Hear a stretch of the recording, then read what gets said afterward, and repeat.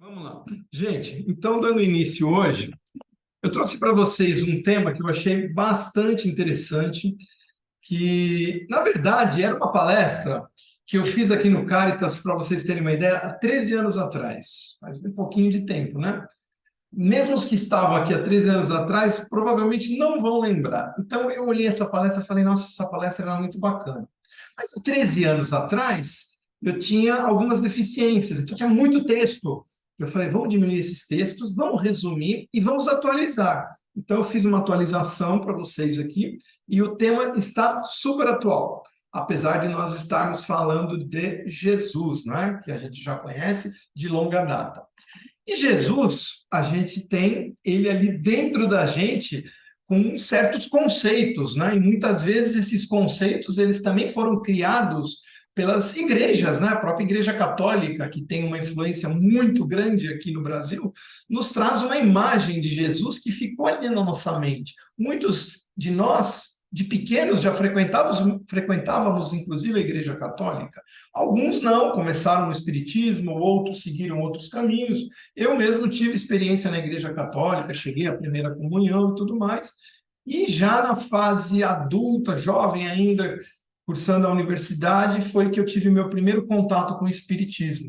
E ali eu consegui, vamos dizer assim, tirar um pouco de algumas ideias, alguns conceitos que eu tinha dentro da minha cabeça, dentro daquele dogmatismo que a gente diz muito das igrejas de um modo geral, e que me mostraram Jesus de uma forma diferente.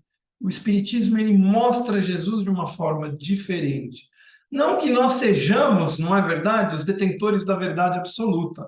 Acredito eu, e tenho isso dentro de mim, que o Espiritismo nada mais é que um complemento de tudo, né? E que pode caminhar lado a lado com qualquer crença. Né? Com um espírito de curiosidade que ele o espírito de curiosidade que ele nos traz, que desperta a nós, faz com que você interprete as diversas crenças e as respeite ainda mais. O espiritismo, para mim, ele é muito democrático, ele é muito progressista e ele te traz diariamente novas, digamos assim, possibilidades de renovar os seus pensamentos, de renovar as suas atitudes e enxergar o nosso querido Jesus até de uma forma muito mais branda, muito mais amigável, como se ele estivesse ali do nosso lado, caminhando conosco no dia a dia. Então, eu vou passar aqui a imagem para vocês. Primeira coisa que eu achei muito interessante, né? E aí, a tal da barrinha vai atrapalhar um pouco, né? Mas paciência. E aqui eu vou sentar um pouquinho para ler com vocês. Se vocês olharem aqui, nós temos ali uma informação que nós encontramos, inclusive hoje em dia, até em achados arqueológicos, relatos históricos e, por que não, informações bíblicas, que Jesus nasceu aproximadamente, olha que interessante, em torno de 3 a 4 anos antes de Cristo. Né? A datação do ano do nascimento, e ali nós temos ali como zero a celebração do nascimento do menino Jesus, ela muito provavelmente ocorreu 3 ou 4 anos depois do real nascimento do mesmo. Até porque há relatos de que Jesus iniciou a sua pregação no 15º ano do governo do imperador Tibério. No 15º ano do governador Tibério. E sabemos que ele iniciou sua pregação em torno dos 29 anos de idade. Não é? Durou em torno de 3 anos e meio esse ministério do Cristo junto aos seus apóstolos. Quase 4 anos a sua pregação até a crucificação. E aí, se Tibério subiu ao trono, ao governo em 14 depois de Cristo, vejam lá, 15 anos depois, 15 depois de Cristo, você teria então os 29, né, na verdade. E você chega à conclusão de que, na verdade, os 33 depois de Cristo, que é marcada como a crucificação de Cristo, deveria ter ocorrido antes. Então, são algumas informações que nós temos e que vão levando a entendimento de uma forma diferente. Inclusive, relatos mostram que o governo, vamos ver aqui, ó, vamos dar uma olhada aqui, ó. Tibério, quem era Tibério na época de Jesus? Um dos imperadores. Quem foi Pilatos? Governador da Judéia. Quem foi Herodes? Ele era governador da Palestina. Então, são personagens característicos e que nós costumamos escutar, ler e ouvir a respeito dos mesmos, aprender a respeito dos mesmos, quando personagens marcantes da época do Cristo. Então, existem relatos, e eu vou mostrar aqui para vocês, que comprovam que essas contas realmente são passíveis de serem verdade, apesar delas estarem marcadas ali na linha histórica de uma forma diferente. Então, vamos ver aqui, ó. Ele morreu com 33 ou ele morreu em 33? Não, ele morreu. Ali eu acho que foi o meu erro de digitação. Na verdade, ele morreu talvez 33, mas na verdade ele teria mais idade. Ele teria mais idade na teoria, né? Na teoria, ele teria mais idade. Então, essa seria a conclusão. Quando nasceu Jesus? Vamos ver aqui, a gente vai tirar essas dúvidas. Os evangelhos não relatam a exata cronologia, não há pelos evangelistas nenhum tipo de cronologia exata. Há muita contradição entre a data do nascimento entre os 4 evangelistas, eles próprios se contradizem. Porém, obras espíritas, vejam bem, psicografias e cálculos até astronômicos indicam que ele nasceu de 3 a 4 anos antes. Vamos tirar aqui a barrinha aqui um pouco, né? Eu queria tanto sumir com essa barrinha. Vamos lá para cima. Antes do que acreditamos. Então, vamos passar aqui mais um. Vamos ver aqui. O dogmatismo católico insiste em descrevê-lo como sendo Deus, sempre descrevendo suas falas na primeira pessoa. Espera lá. Né? Então, por exemplo, nós escutamos, né, muitas vezes, dentro desse dogmatismo católico, que Jesus, ou pelo menos numa ideia geral, que ele é Deus, na verdade, mas se você estudar a fundo, você vai entender que não, né? Que, na verdade, ele traz a mensagem como sendo filho de Deus, né? O Espiritismo nos mostra que, tal como nós, ele é um ser da criação que foi gerado da mesma forma que todos nós. Claro, muito mais antigo, muito mais evoluído, numa alta hierarquia evolutiva espiritual, e que no momento que ele desceu à Terra, encarnado, vamos dizer assim, ele trouxe, na verdade, uma bagagem espiritual de tal elevação que para os humanos ou os espíritos encarnados aqui é como se ele fosse Deus. Tamanha a bagagem, por tamanho o conceito de vida, com tamanho nível de atitudes evoluídas, fraternas e elevadas que ele tinha. Então, o espírita, ele tem como o entendimento que, na verdade, Jesus é o nosso governador planetário, certo, Luiz? É ele que segue, a ele que seguem as falanges espirituais que traçam os destinos do globo terrestre. Então, o globo terrestre, como os espíritos que aqui encarnam, eles também são suscetíveis, todos eles, o próprio globo, à evolução, à melhoria, à transformação. E eles precisam de mensageiros de grande hierarquia evolutiva encarnados aqui para trazer mensagens de renovação. E aí a gente pode ir muito mais além que Jesus, não é, Andréia? A gente pode pensar em grandes espíritos que encarnaram aqui, né? Para citar alguns, o próprio Buda, né? O Siddhartha, o próprio Gandhi, quantos outros, né? Que trouxeram mensagens elevadas de tolerância, de fraternidade, de espírito de evolução, para que todos seguissem as suas mensagens, não é isso? Então, Jesus, na verdade, era um espírito de alta hierarquia, filho de Deus. Porém, nós também somos filhos de Deus, certo? Quem sabe um dia a gente chega lá perto dele, né, Lucília? Quem sabe, né? Vai demorar um pouquinho, não vai, Luiz? Muito. O Luiz disse que vai demorar muito, mas é muito mesmo, certo? Então, vamos lá. Vamos passar mais uma aqui, ó. Eu fiz uma ficha, uma certidão de Jesus Cristo aqui para vocês. Certidão, nós não temos certidão de nascimento? Olha lá, Jesus tem a certidão. Seu nome, Jeshu, que é a abreviação de Jehoshua, do hebraico. Sobrenome, filho de José, né? Que seria Bar Joseph, que é em aramaico o significado de filho de José. Nome da mãe, Maria, em aramaico, Miriam ou Miriam, como queiram. Local de nascimento, Belém de Judá. Data de nascimento, no tempo do rei Herodes, o Grande, governador da Palestina, antes de Cristo, ano da morte de Herodes, porque há relatos que Cristo nasceu, Jesus Cristo, no ano em que Herodes morreu. E toda a cronologia histórica mostra que isso foi 4 anos antes daquilo que se acredita como sendo a vinda do Mestre Jesus ao plano terreno reencarnado ou encarnado, certo? Ah, local de residência, olha lá, a gente tem aí até os dados do censo, né? A gente tem o censo lá, o censo ano zero, né? O ano zero dizia, local de residência, Nazaré, estado civil, solteiro, né? Profissão, carpinteiro e também mestre itinerante. Estatura e dados físicos podem ser deduzidos no sudário de Turim. Vocês sabem o que é o sudário de Turim? O sudário de Turim é aquele véu mortuário que acredita-se ter sido o véu colocado sobre o corpo de Jesus após a sua remoção da cruz. Ok? Vamos ver aqui. Tem coisas interessantes a respeito.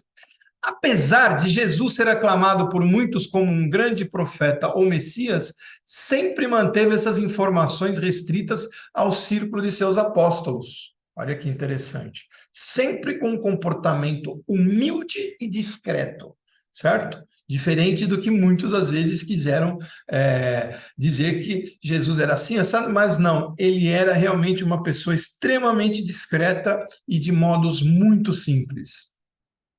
O Evangelho segundo João atesta que Jesus sempre foi muito discreto ao falar de si mesmo. Isso está no Evangelho de João. Então, isto é muito a cara de Jesus, aquilo que muitos de nós têm como uma imagem do mesmo. De 700, inicialmente, discípulos, olha isso, gente, passaram a só 70, né? É aquele negócio assim. Isso aconteceu após a revelação do reino dos céus, que aí caiu para 12. Né? A galera, deu o pé, né? Falou, opa, peraí, esse negócio aqui não vai ser muito fácil, não, né? Eu achei que ia ter milagre, eu ia ganhar vantagens pessoais, eu ia receber benefícios, né? Eu ia poder me encostar lá no INSS, né? Ia ser o INSS lá, agora o rei Herodes mudou o governo, o negócio vai ficar mais tranquilo. Ficou nada, né? Ele falou, não, agora vai começar a peregrinação. Agora vai começar a peregrinação e a pregação, né? E o negócio começou a ficar meio complicado. E muitos largaram até de seguirem Jesus porque tinham as suas necessidades materiais. É compreensível também, né? Mas aqueles 12 estavam meio que já predestinados, não é isso? Poderíamos dizer assim, Ardélio, você que, né, é daquela época, não é isso? Dizem que o Ardélio viveu naquela época, né? Ele foi um centurião romano, depois eu conto essa história. E Jesus lhe perguntou, não querem ir também? Ele virou os discípulos, não querem ir também? Vai. E aí, Pedro disse, seguir a quem, Senhor? Só o Senhor tem a palavra da vida eterna. Ó, de arrepiar, né? Já pensou? Você está ali do lado dele, né? E ele falar isso, e você fala, e agora, né? Agora mexeu, né?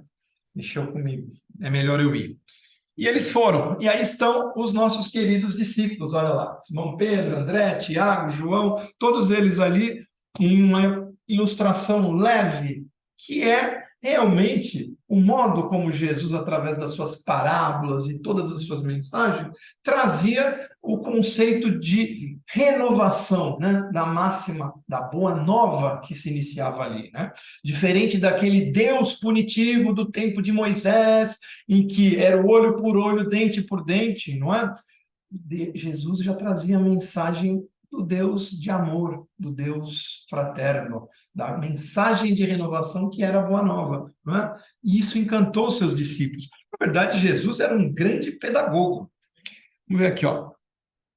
A eles foi prometida a compreensão mais alta, aos discípulos, não é? Que o Espírito Santo lhes havia dado, de acordo com a promessa do Cristo, não é? Então, ali, realmente, eles subiram um degrau ao seguir Jesus.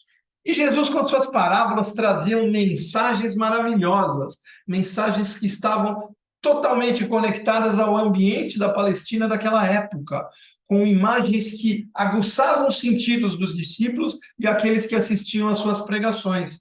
E todos se prendiam a essas mensagens e imaginavam como era a vida do lado de lá. Já havia esse entendimento de uma forma de que Deus é bom, de que Deus pode te levar para um lugar melhor se você seguir os seus passos, seguir os seus conceitos e entender como funciona a vida. Então, na verdade, as parábolas de Jesus são realmente obras de pedagogia popular, pode-se assim dizer. Com as parábolas, o mestre nos transporta, então, para o ambiente popular palestino em que se desenvolveu sua pregação. Nos revela com isso toda a genialidade criativa de Jesus, essas parábolas. Seu espírito de observação, sua simplicidade de exposição, com clareza, concisão e adesão à vida. São obras-primas de pedagogia popular, onde voltamos a sentir a força do seu ensinamento. Ou não é verdade? Quando nós lemos uma parábola hoje e lemos daqui a um ano, talvez o entendimento seja até diferente, não é, Gui? Ou nós estamos, de repente, num momento diferente de vida, num entendimento diferente das situações, ou mais maduros, ou menos maduros, ou mais aflitos, ou menos aflitos, e aí naquele momento aquela mensagem cai como uma luva, e você fala, nossa, era isso que eu precisava. Eu abro lá o meu Evangelho segundo o Espiritismo, que inclusive traz todas essas parábolas, com os lindos comentários dos espíritos, né, que o nosso querido Kardec trouxe de uma forma conclusiva para o entendimento dessas parábolas, até porque há 2000 anos atrás, vamos concordar, o entendimento das pessoas era muito diferente do nosso entendimento. As pessoas tinham ainda muitos ranços vindos de épocas primitivas, e por que não dizermos que nós também temos esses ranços ainda no nosso subconsciente, não é isso? Ou na nossa bagagem espiritual, e que precisam ser burilados, que precisam ser melhorados. E essa mensagem de 2000 anos atrás, ainda às vezes é difícil de ser entendida. Olha só como nós precisamos melhorar em muitos aspectos, não é, Danilo? Certo? Então, essa persistência no estudo do Evangelho, do entendimento destas parábolas, que lá na época nada mais eram do que imagens figuradas de situações, né? Ele criava imagens, vamos dizer assim, de uma forma muito didática, que aguçava os sentidos. E aí a pessoa se direcionava àquilo e o contexto da história mostrava que, na verdade, havia uma lição por trás de tudo aquilo. Então, de uma forma leve, ele trouxe um conceito de vida diferente aos habitantes do plano Terra. E ali se marcou uma nova fase, iniciou-se uma nova fase evolutiva para o nosso globo, em que espíritos puderam conhecer um pouco mais da vida após morte, entendê-la e praticá-la também aqui dentro, vamos dizer assim, brincando, né, na linguagem do futebol, dentro das 4 linhas, né, o globinho aqui, encarnado, certo? Então, foi assim que a coisa começou a ser modificada. E mesmo nos milagres, olha lá, observamos que Jesus evita sensacionalismo. Não há conveniência pessoal, ele não quer trazer para ele mesmo, vamos dizer assim, o benefício daquilo como se ele fosse um super-herói, né? E sim a demonstração de que Deus tem sua ação misericordiosa que livra os homens do mal. Os milagres são estreitamente ligados à mensagem de Jesus. E como esta nos convida à conversão, isto é, reconhecer Deus, Pai, em ação na história e a mudar de vida e mentalidade. Essa era a mensagem principal.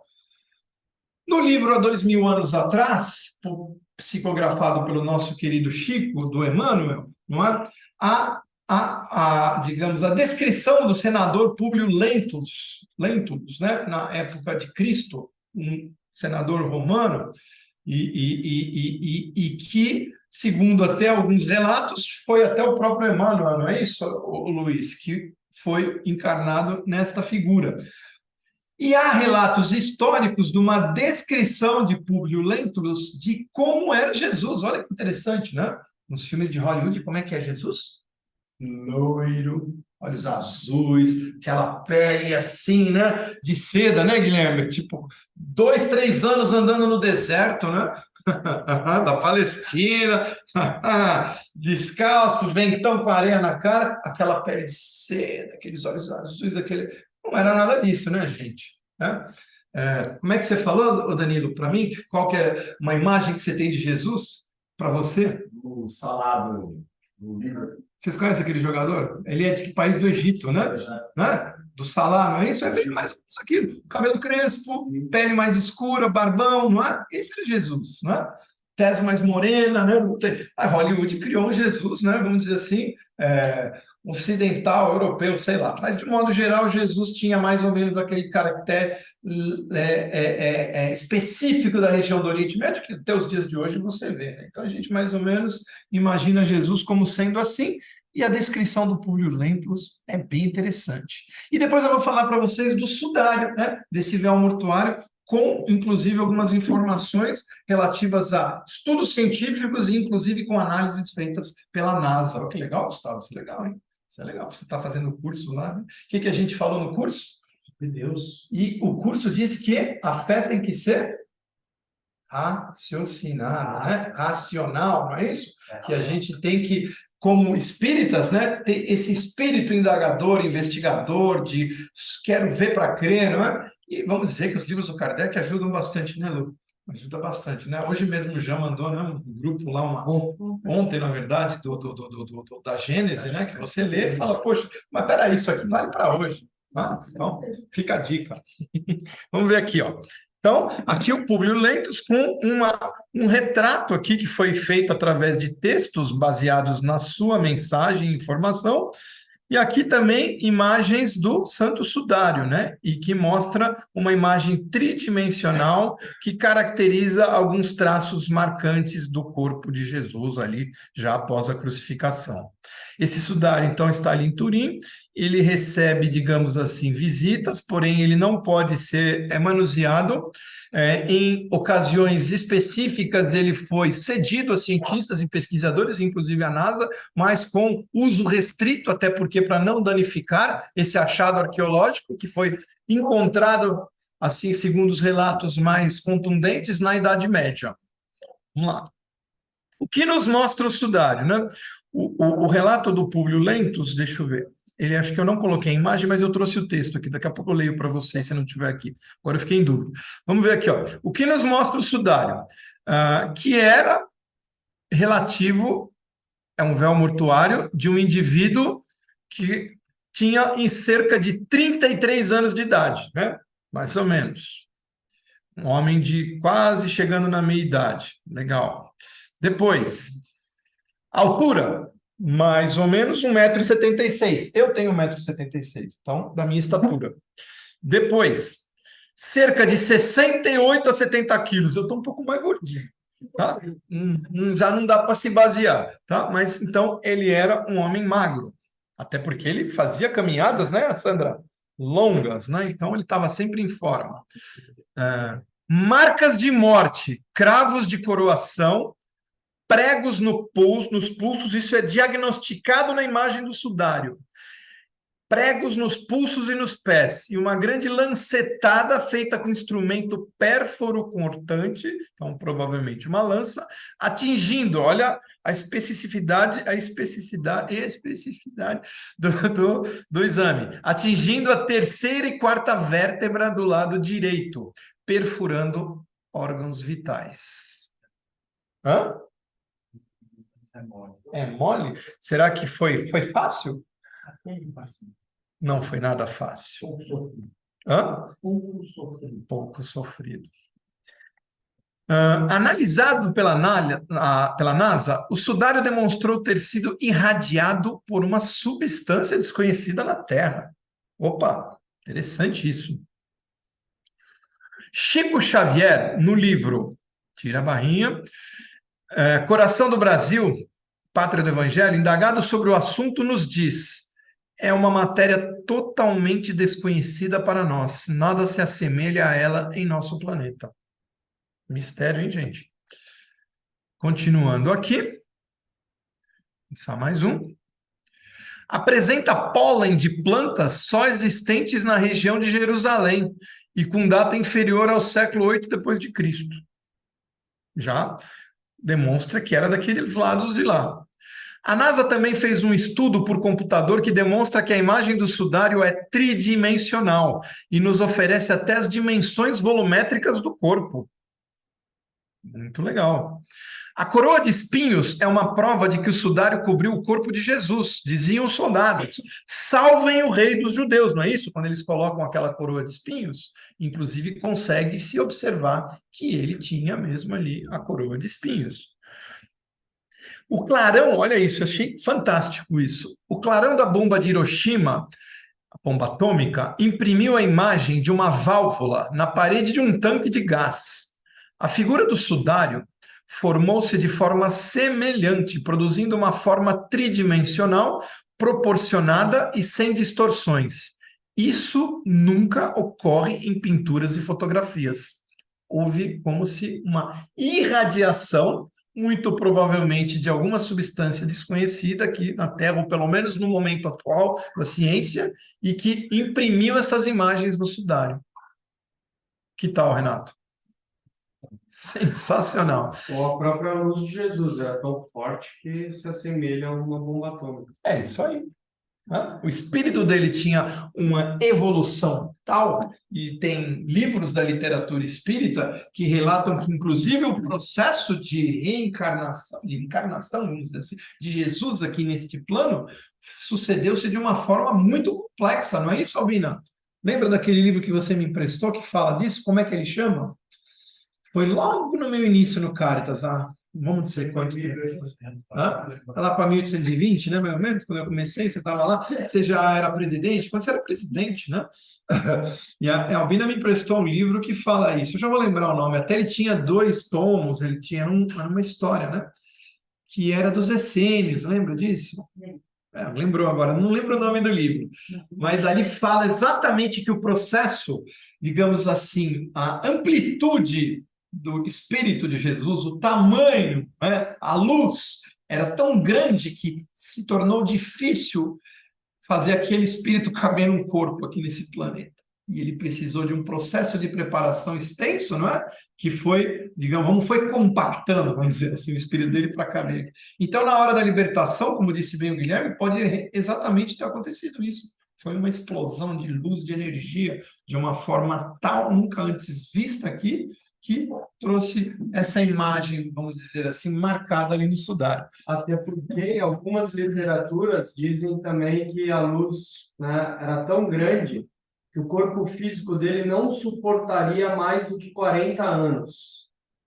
Então, a missão dele foi concluída e mesmo que ele não tivesse sido crucificado, ele não conseguiria ter longevidade no corpo físico que ele estava habitando, porque Exatamente. era muita luz para caber dentro do corpo físico de terceira dimensão. Exatamente. Vamos ver aqui. O brilho emanou do próprio corpo de Jesus. Olha aí, Guilherme. 2 moedas foram colocadas sobre os olhos do morto, costume comum dos rituais judaicos da época de Jesus. E aí essas imagens tridimensionais de computador provaram como sendo moedas cunhadas na época de Pilatos. Agora arrepiou, né? Agora arrepiou. O que dizem do sudário? Ele é falso. Ele foi feita a datação por carbono 14, que é uma substância química que consegue datar exatamente um achado arqueológico, seja um fóssil, seja uma vestimenta, seja lá o que for, um utensílio, não é? E fizeram a datação por carbono 14, e o carbono 14 ele mostrou como sendo da Idade Média. Porém, outros estudos mostraram que na Idade Média, e há relatos disso, o sudário foi manuseado, mexeram nele, passaram até tinta para tentar restaurar, foi acondicionado em lugares inadequados, então formou-se uma camada tal que fez com que a marcação do sudário fosse como sendo Idade Média, mas na verdade há uma camada de trabalhos ali, manipulações feitas ali, que se acumulou sobre ele, e que precisariam ser feitas investigações mais aprofundadas, porém vai danificar o sudário. Não é? O que vocês acham, hein, Vânia? Melhor não mexer, né? A nossa crença já está valendo. Renato, lembrei, aqui naquele início, quando eu mostro a ordem cronológica, na verdade, não era 29 depois de Cristo. Eu digitei errado, ele é 29 anos de idade, quando começou a sua pregação. E que, na verdade, deveria ser 33 depois de Cristo, porque ele nasceu 3, 4 anos.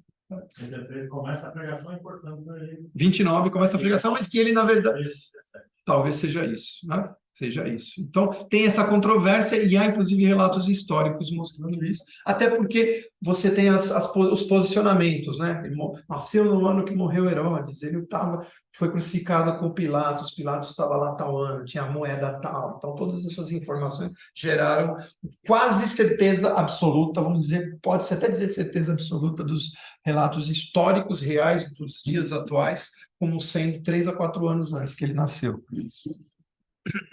Vamos ver aqui. O que a grosso modo não faz importância para gente. Nenhuma importância, tanto faz, 31, 32, e se ele tivesse morrido com 60, também tanto faria, né? O que importa é a mensagem que ele deixou. E aqui, finalizando, ó, vamos ver aqui, vou passar. Após a crucificação, antes que ressurgisse aos olhos de Madalena no terceiro dia, Jesus desceu às regiões abismais para confortar o espírito de Judas, que peregrinava nas sombras de terrível remorso. Judas, após o ocorrido, quando soube da condenação de Jesus, se suicidou. Ele se suicidou, né? Ele foi para um campo e, enlouquecido e arrependido do que ele havia feito, se suicidou. E ele foi para, como diz aqui, regiões abismais, que na verdade era o umbral, não é? Nós tivemos aí a palestra do suicídio. E Jesus, no momento do seu desenlace, teve como primeiro ato fraterno visitar Judas, que estava em alucinações e tremendo remorso. Há uma psicografia do Chico Xavier que narra toda essa situação. E Jesus chega a ele e diz assim: Judas, o que tinha que acontecer já estava escrito. Certo que você agiu pelo seu livre-arbítrio. O que significa isso? Judas poderia não ter feito aquilo, mas você serviu de instrumento da providência para que tudo acontecesse como programado. Eu te perdoo. E aí Judas adormeceu nos braços de Jesus. Olha que lindo. Olha aí, né? Certo? Só para fazer um complemento espírita, o perdão de Jesus não significa que Judas teria que traçar o seu caminho novamente, não é? Uma nova encarnação, certo, Luiz? Um novo processo de renovação dos seus caminhos evolutivos, certo, Gui? Né? Então, ele não estava isento das leis universais, não é? Né? Da lei de ação e reação, de todas as leis universais que regem todo o universo, né? Mas o perdão de Jesus já era um alívio espiritual para Judas retomar os seus caminhos de uma forma mais suave, mais positiva. E hoje em dia Judas está entre os espíritos de alta hierarquia espiritual, né? E a malhação dos Judas já não tem mais cabimento, né? O Judas já é outro, é uma outra pessoa, né, Lu? Certo? Então, ele está lá em cima já, perto do Pai. E aí, vamos lá. O reino dos céus, aí, aqui é o diálogo de Jesus e o bom ladrão, né? Que o reino dos céus não está no exterior, mas dentro daqueles que o conquistam. E que o arrependimento, mesmo que na última hora, com intenção, com amor e com real desejo de se modificar, já basta aos olhos de Deus para que você inicie novos caminhos. E isso pode acontecer a qualquer momento, né? Essa mensagem que ele deixou ali para o colega de crucificação. O cara era demais, né? Sem comentários, né? E assim a mensagem de Jesus segue viva até os dias de hoje, né? O nosso querido Jesus, nosso governador planetário. Eu trouxe aqui mais algumas informações para vocês. Acho que foi legal, né? Porque a gente pensa em tudo isso e vê que o mundo é maravilhoso, quantas oportunidades. Eu queria até perguntar para vocês, se vocês querem fazer alguma pergunta. Pessoal aí de casa, se tiver alguma pergunta, quiser fazer alguma colocação, se ficou com alguma dúvida daqui, o que vocês querem falar? O Luiz disse que vai ao banheiro. Alguma literatura sabe se é algo antes do 29, antes das perguntas? Então, aí que tá. Você tem, digamos assim, aquele. Eu acho que, né, não há nada assim realmente que nos posicione dentro de um conceito real do que acontecia com ele. Sabe-se que ele era, né, foi, na verdade, digamos, como um rabino, não é isso? E ele ele passou por todo o processo de construção, vamos dizer assim, teológica, né? Até ele construir a sua fundamentação, vamos dizer assim, doutrinária, né? Então, ele era judeu, ele passou por toda a formação, inclusive o livro, né, que eu queria lembrar o nome, Albina, me ajuda, dos essênios, aí fala do tempo que ele morou com os essênios, e ali dizem no livro, isso eu lembro, que ele, inclusive, teve acesso a conhecimentos esotéricos, né? Ele teve o conhecimento tradicional do religioso judaico, e tudo aquilo foi o processo, né, de construção do indivíduo para que ele tivesse a maturidade e estivesse pronto para a pregação, né? Não adianta você ser um espírito de alta hierarquia evolutiva, mas se você está ali iniciando um processo de construção do indivíduo já encarnado, é difícil, né? E tudo ao seu tempo, né? Você não vai pôr lá um menino de 12 anos para fazer uma pregação, por maior que seja o grau evolutivo dele, né? Ele precisa passar por alguns processos para ele se enquadrar e, inclusive, entender aonde ele está vivendo, aonde ele está habitando, o que pensam as pessoas que estão ao seu redor e de que forma ele pode contribuir. Mas nós não temos assim um relato correto, não vamos dizer correto, verossímil 100% para nos dizer, ó, aconteceu isso, ele com 15 anos entrou para a escola de não sei o quê, até a informações que a gente lê às vezes, que ele chegou até a ter relacionamentos afetivos, né? E fica muito na conjectura, né? Na verdade, o que interessa para a gente é essa mensagem que nos traz realmente a importância, né, da modificação, da transformação, de nós renovarmos nossos pensamentos, renovando nossos pensamentos, nós conseguimos construir um processo de renovação de ações, de atitudes, daquilo que falamos, da forma como pensamos, né? Renovando os pensamentos, modificamos o que pensamos, não é isso? Nós estamos até com um grupo de estudo aqui, o Gui, a Rose, né, Rose? A gente falou muito de neuroplasticidade, né, que é uma coisa que está muito na moda na ciência hoje em dia, que é que você consegue estabelecer novas conexões das sinapses neuronais, neurais, na verdade, no seu cérebro, de forma a modificar a sua sintonia, o seu pensamento e a construir uma realidade diferente. Olha isso, né? E entra muito dentro daqueles conceitos de lei de atração, né? Falar, comigo dá tudo errado, comigo só acontece comigo isso aí. Para de falar isso, porque você constrói conexões dentro do seu cérebro, junto, claro, com as informações que o seu espírito, a sua mente envia, construindo que aquilo que é o que tem que acontecer mesmo, né? E mecanicamente você está fazendo as mesmas coisas no seu cotidiano, não é? Sendo reativo com as pessoas, procrastinando as suas modificações, não é? E pensando de forma negativa mesmo, derrotista, às vezes revanchista, né? Hoje em dia a gente ouve muito revanchismo. Né? Olha, ele me fez isso, ele vota em não sei quem, ele é a favor de não sei o quê, ele é contra isso. Para, gente, para. Não precisa disso. Nós estamos todos no mesmo barco. Todos estamos aprendendo. Não é? A mensagem de Jesus era essa. Eu tenho as minhas dificuldades, tem coisas que para mim são mais difíceis de digerir, de renovar, de modificar. A Andrea tem outras, mas ela pode me trazer lá um modo de ação dela que eu vou olhar e falar, putz, legal isso aí que a Andrea faz. Eu vou copiar. Né? E ela vai me copiar, e um copia o outro, e a gente vai melhorando, a gente tem que ver o que é bom, não é? A gente não deve invejar os bem-sucedidos, a gente deve ver o que eles fizeram de certo e que a gente pode, né, seguir. A gente não deve chorar pelas desgraças, e sim usar aquilo como um aconselhamento, né, para que você evite que isso aconteça com você, para que você desenvolva o seu espírito fraterno, solidário, de arregaçar as mangas e ajudar. E por que não mudar o seu pensamento? Mudar o seu pensamento e arregaçar as mangas também e falar, sai pensamento ruim, eu vou criar novas conexões, vamos criar novas conexões no meu cérebro, né? E vamos criar conexões de prosperidade, de amor, de crescimento, de aprendizado, de coisas que valem a pena. Senão, para que adiantou a gente estar aqui? O Fernando está perguntando se o nome do livro não é O Caminho dos Essênios. Não. E a Cristo. Também não.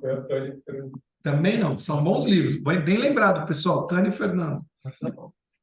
Eu vou lembrar. Como é que ele foi concebido? Hã? Como é que Jesus foi? Pô, mas aí você está Poder querendo do muito. Espírito Santo. Né?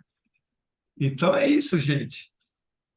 Nada, nada mais é. Jesus era um ser humano como nós, porém, ali um espírito muito evoluído desembarcou ali daquele corpo, né?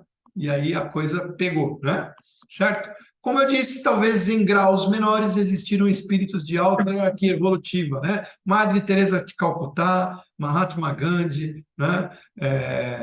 Como é que chama lá? Frei Damião, quanta gente, se você for lembrar, né, o nome, tanta gente boa, Moisés mesmo. o próprio Moisés, né, com todas as dificuldades da época, das guerras, dos problemas do paganismo, tanta coisa que ele tinha que cuidar, né, na época, que não era fácil, né? E aí o que ele teve como solução? Deus é o cara que castiga, senão a galera, tipo, a tia botou as crianças de castigo, não é? Diferente se você for lá no curso de pós-graduação, você pode conversar com o pessoal. No ensino fundamental tem que botar a criançada de castigo. Mas cuidado, né? Que senão sai na Globo lá dizendo que você é castigo light, né? Hoje em dia tem que ser meio light. Certo, gente?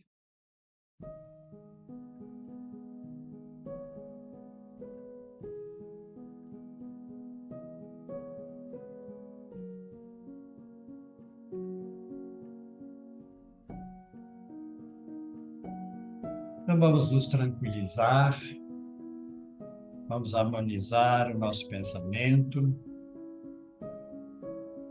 Respira fundo. Deixa o ar entrar e sair. O ar entra, o ar sai. O ar entra, o ar sai. O ar entra, o ar sai. Entra pelo nariz e sai pela boca.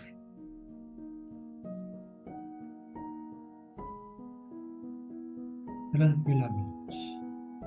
Você vai relaxando a todo o seu corpo. Da cabeça aos pés, dos pés à cabeça. Pescoço, ombros, braços. Tórax, abdômen. Cintura. Pernas. Pés. Soltando. E nesse soltar, nós vamos mentalizando o Mestre Jesus. Em forma de luz, de harmonia e de paz. Sentimos a presença do Cristo através de seus mensageiros maiores. E vamos agradecendo as bênçãos recebidas durante toda essa semana. Por tudo aquilo que aprendemos, por tudo aquilo que conseguimos construir, pela paciência que tivemos, pela compreensão que tivemos com aqueles que necessitavam, pelos amigos que conquistamos, por aqueles que conseguimos ajudar. Agradecer, Senhor, por todos esses ensinamentos, agradecer pela minha família, agradecer por todos aqueles que nos cercam, agradecer e iluminar a nossa casa com muita energia, e todos que moram e convivem comigo nela. Mentalizem a sua casa e coloquem esse foco de luz lá dentro. Passem ele por todos os espaços da sua casa, harmonizando e tranquilizando. Harmonizando e tranquilizando. Vibrando, vibrando, vibrando. Luz, luz, luz. Pense em todos os seus familiares que estão fora da sua casa, distantes de você. Que eles também possam estar sendo iluminados neste instante, energizados, com muita tranquilidade, com muita alegria, recebendo apoio moral, espiritual e físico. Eles estejam bem, Vibramos, Senhor, por todos os nossos amigos, aqueles que convivem conosco e que nos ajudam a enfrentar a jornada terrena e com quem aprendemos a cada dia, a cada momento. Obrigado, Senhor, e nós vibramos nesse instante pelos nossos companheiros de trabalho, para aqueles que comungam conosco o espaço nessa jornada de sobrevivência neste planeta e que juntos produzimos condições para sobreviver e desenvolver.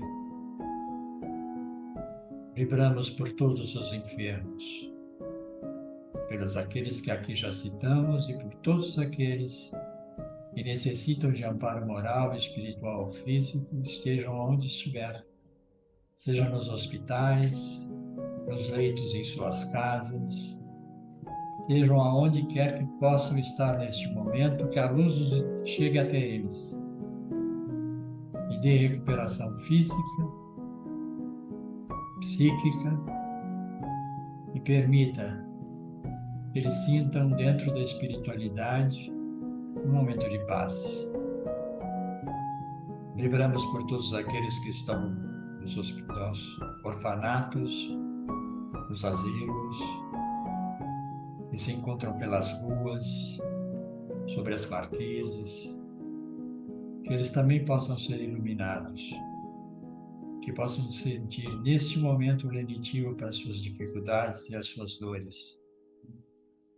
Vibramos, Senhor, neste momento, por todo o nosso país, para esse país maior, para esse país que tem como força a energia da natureza, essa natureza possa ser preservada e nós possamos aprender com ela o refazer o nosso caminho, o reconstruir a nossa jornada, o nascer de novo e continuar crescendo. Obrigado, Mestre, por este momento. Nós nos pedimos que todo este planeta possa ser cercado de energia e paz. Em todos os recantos, sua luz seja presente. Não importa o nome que derem a ela, mas que ela seja uma luz de paz e harmonia e a compreensão de compartilhamento e solidariedade. E assim sendo, Mestre, nós vibramos por essa casa que nos acolhe a todos aqui agora e nos dá a possibilidade de comungarmos esse espaço e estendermos a nossa mão àqueles que necessitam e àqueles que querem compartilhar conosco este caminho. A porta está aberta, o caminho está sempre à frente. É só a gente se propor a conhecer um pouco melhor de nós mesmos e olhar um pouco mais para o nosso coração e permitir que o nosso pensamento nos diga o que nos faz feliz, o que nos dá paz. E a gente vai aprender a construir esse caminho. Que Jesus abençoe a todos vocês, dê muita paz e muita compreensão em suas vidas e muita saúde. Que assim seja, com a graça de Deus. Vamos em paz.